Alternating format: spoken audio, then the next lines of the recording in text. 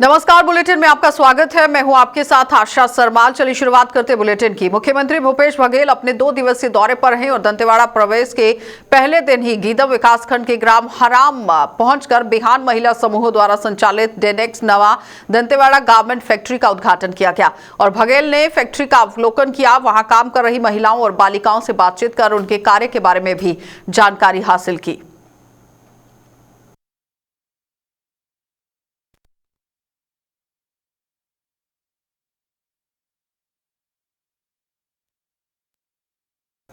मुख्यमंत्री भूपेश बघेल ने किसान आंदोलन को लेकर एक बार फिर से केंद्र की मोदी सरकार पर निशाना साध दिया है और मुख्यमंत्री ने सवाल पूछा है कि आखिरकार लाल किला में इतनी सुरक्षा व्यवस्था के बावजूद आंदोलनकारी कैसे घुस गए और लाल किला पर उपद्रव करने के मामले में दीप संधू का भी जो नाम आया है वो कौन है। प्रधानमंत्री से लेकर तमाम बड़े नेताओं के साथ उसकी फोटो जो है वो नजर आ रही है।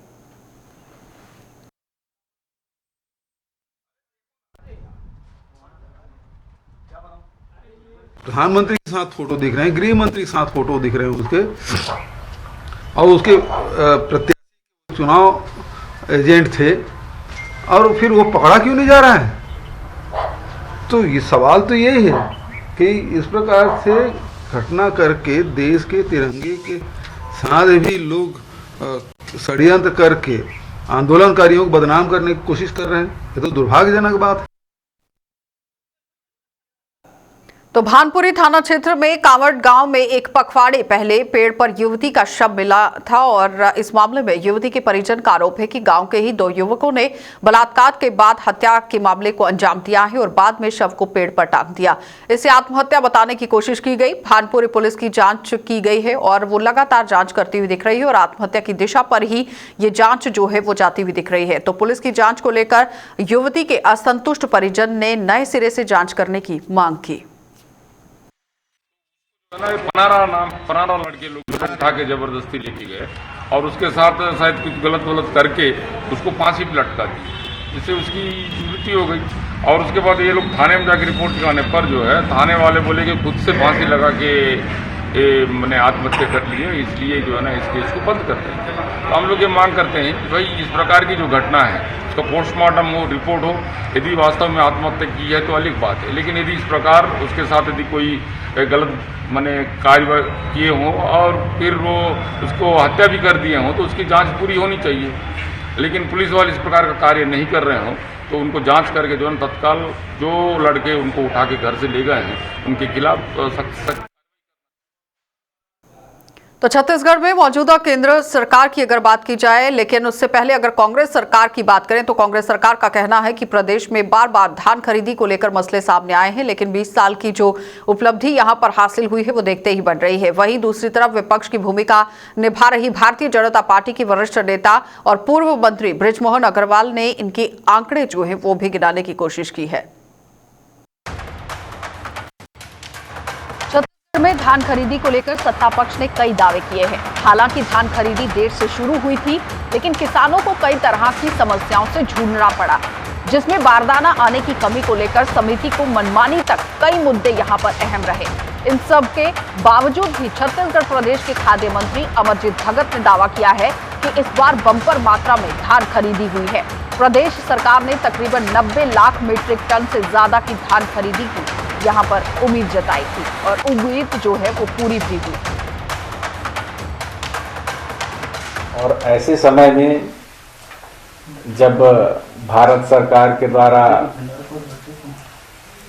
बारदाना की आपूर्ति पूरी तरह से ना की गई हो, आधे अधूरे में बारदाने में खरीदी करना, पुराने बारदाने में खरीदी करना, ये बहुत ही चुनौतीपूर्ण काम था। भुगतान लगभग 14,000 करोड़ का हो चुका है और उठाव अभी 42 लाख मीट्रिक टन का हो चुका है। 46,64,000 मीट्रिक टन धान अभी खरीदी केंद्र में है और जो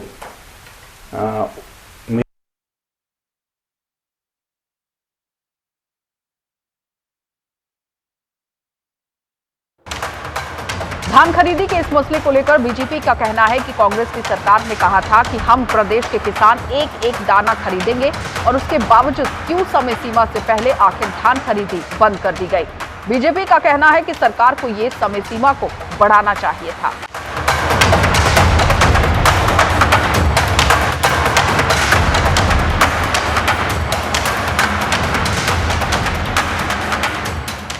महीना किसानों का धान देरी से खरीदना शुरू किया। किसानों के धान की जो समय सीमा है वो समय सीमा 2 महीने की बजाय मुश्किल से 30 दिन खरीदा गया। अब जब शनिवार रविवार 2 दिन है तो उनको वो 2 दिन भी, जब ये अंतिम तिथि आपने 31 तारीख तय की है तो ये 2 दिन शनिवार रविवार को भी खरीदने का आप घोषणा क्यों नहीं करते? और आपको इस बात की घोषणा करनी चाहिए। आप बड़ी अपनी पीठ थपथपा रहे थे कि पहले से ज्यादा किसान रजिस्टर्ड हुए हैं, तो आप इस बात की घोषणा करिए कि एक एक किसान का धान हम जब तक नहीं बिक जाता है तब तक हम खरीदेंगे रजिस्टर्ड किसानों का। वैसे तो मुख्यमंत्री जी स्वयं विधानसभा में हमारी सरकार के समय कहते थे कि छत्तीसगढ़ में 46 लाख किसान हैं, सिर्फ 16 लाख किसानों का धान। भले ही धान खरीदी को लेकर सियासत गरमाई हुई है, लेकिन किसानों को उनका हक देने वाली भूपेश सरकार ने कई चुनौतियों का सामना करते हुए भी प्रदेश में धान खरीदी जारी रखी, जिसके चलते पिछले 20 सालों का रिकॉर्ड तोड़ते हुए बम्पर धान खरीदी प्रदेश में हुई, जो अपने आप में एक कीर्तिमान स्थापित करता है, जिसने एक बार फिर से ये साबित कर दिया कि किसानों की धरती छत्तीसगढ़ में किसानों के बारे में सोचने वाली भूपेश सरकार सर्वोच्च सरकार साबित हुई है। Bureau report. तो प्रशासन के द्वारा विशेष पिछड़ी जनजाति समुदाय के लिए शासन द्वारा कई योजनाएं संचालित की जा रही हैं, लेकिन धरातल पर ये पूरा सफल दिखाई नहीं देता। कई विशेष पिछड़ी हुई जनजातियों के पढ़े लिखे बेरोजगार युवा आज भी रोजगार की तलाश में भटक रहे हैं, लेकिन उन्हें शासन की योजनाओं का लाभ नहीं मिल पा रहा है। आज भी कई युवा जो शिक्षित हैं, यानी कि युवा जो यहाँ पर शिक्षित हैं, पढ़े लिखे हैं, वो रोजगार की तलाश के लिए दर बदर होते हुए नजर आ रहे हैं।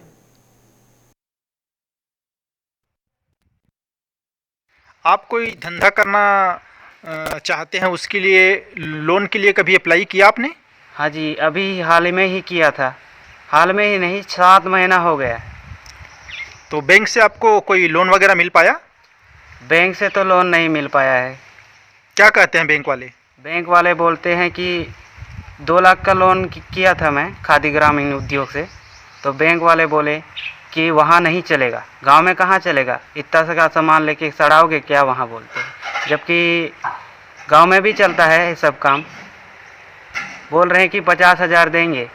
ठीक है, 50,000 ही सही, लेकिन 7 महीना हो गया, अभी तक कुछ नहीं है। वो 50,000 का लोन भी नहीं मिल पाया? नहीं मिल पाया है।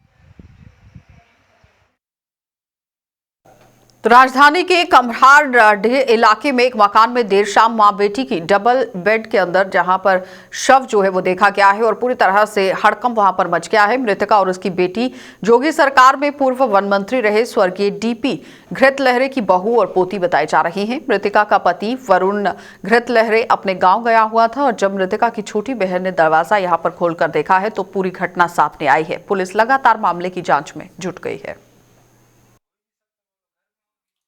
खमरडी अंतर्गत राम चौक के पास एक घर है, वहाँ से पुलिस को सूचना मिली कि 2 लोग घर के अंदर हैं और जो मकान में रहने वाली जो महिला है और उसकी बेटी गायब है। इस सूचना पर पुलिस की टीम वहाँ पहुँची और वहाँ पर सर्च करने में वहाँ पर एक दीवान था, उसके अंदर 2 लाशें थी, जिसमें एक नेहा धृतलहरे और उसकी बेटी अनन्या धृतलहरे जो कि 9 साल की थी, उसकी माँ 30 साल की थी। दोनों की बॉडी मिली। इसमें लगातार पुलिस के द्वारा पूछताछ की जा रही है। 2 संदिग्ध हैं जो वहाँ पर मिले हैं घटना स्थल में के पास ही, उनसे पूछताछ जारी है और इसमें पुलिस कार्रवाई कर रही है। हाँ, पारिवारिक रंजिश लग रहा है और इसमें हमारी टीमें लगी हुई है। 2 लोग हिरासत में हैं जो संदेही हैं, उनसे पूछताछ जारी है और इसमें कार्रवाई चल रही है और जल्दी से इसका खुलासा हो सकता है। हाँ, पूछताछ में कुछ तथ्य आए हैं, उसकी तस्दीकी चल रही है। तस्दीकी के बाद इसमें एनालिसिस करके एक अन्य व्यक्ति कि उसके भी घटनास्थल के आसपास देखे जाने की सूचना है। बजट सत्र शुरू हो रहा है और केंद्र का बजट किस तरह से उम्मीदें लेकर आएगा ये छत्तीसगढ़ के लोग अब नजरें गड़ाकर देख रहे हैं।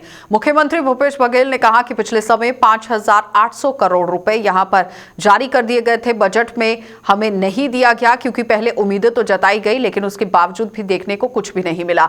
तो इस बार फिर उम्मीद है कि मिल जाए। और धान खरीदी में बनाए गए कीर्तिमान को लेकर उन्होंने कहा कि कांग्रेस सरकार की नीति किसानों को प्रोत्साहित करना है, चाहे बिजली बिल में छूट हो और जो राजीव गांधी हैं उन्हें किसान निधि योजना की बात हो या फिर योजना के तहत हमसे MSC से खरीद करनी हो तो हमने खरीदी केंद्रों का भी विस्तार किया है। यानी कह सकते हैं कुल मिलाकर ये कि छत्तीसगढ़ की जो जनता है वो केंद्र सरकार के बजट पर कई उम्मीदें लगाकर बैठी है।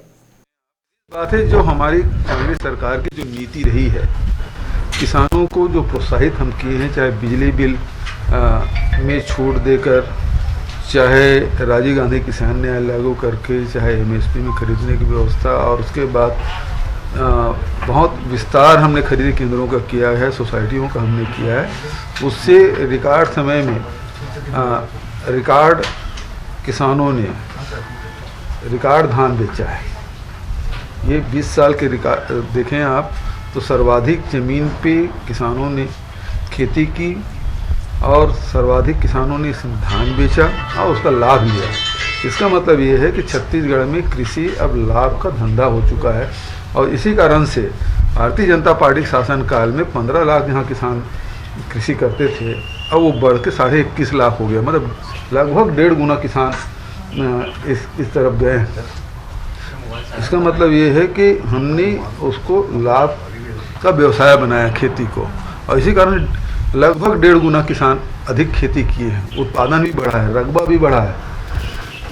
तो यही नीति भारत सरकार। शहीद जवानों की स्मृति में आज रविवार को CRPF के द्वारा बस्तर शांति दौड़ का आयोजन किया गया और इस कार्यक्रम में CRPF के IG समेत अन्य अधिकारी, जवान और बड़ी संख्या में बस्तरवासी शामिल हुए। इस कार्यक्रम की शुरुआत लालबाग मैदान से की गई। दौड़ का शुभारंभ बस्तर IG सुंदरराज P द्वारा हरी झंडी दिखाकर किया गया। इसके बाद इस दौड़ में शामिल सभी लोग सर्किट हाउस से होते हुए दलपत सागर की ओर से दंतेश्वरी मंदिर और मेन रोड होते हुए वापस लालबाग मैदान पहुंचे।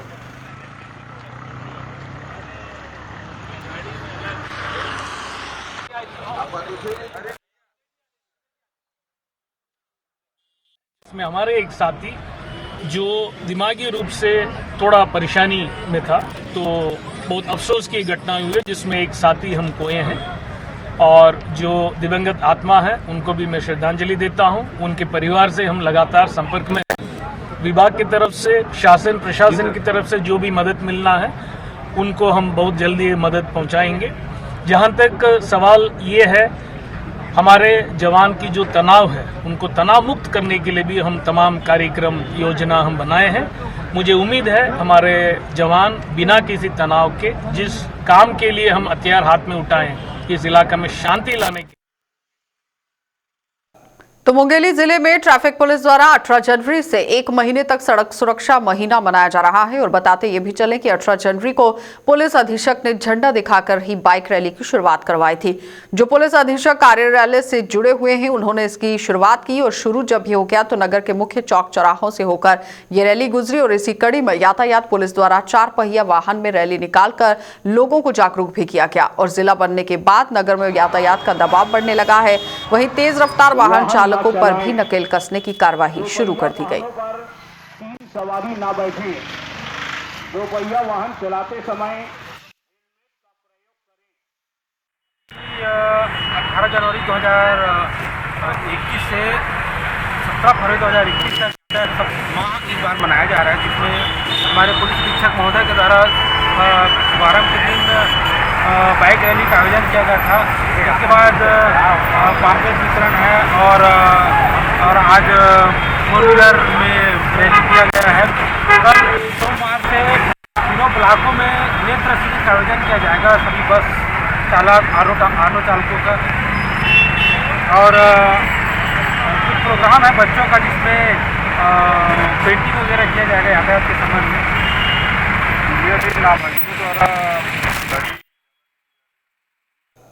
चलिए बुलेटिन में फिलहाल इतना ही। देश और दुनिया की खबरों के लिए आप बने रहिए JK24/7 न्यूज के साथ।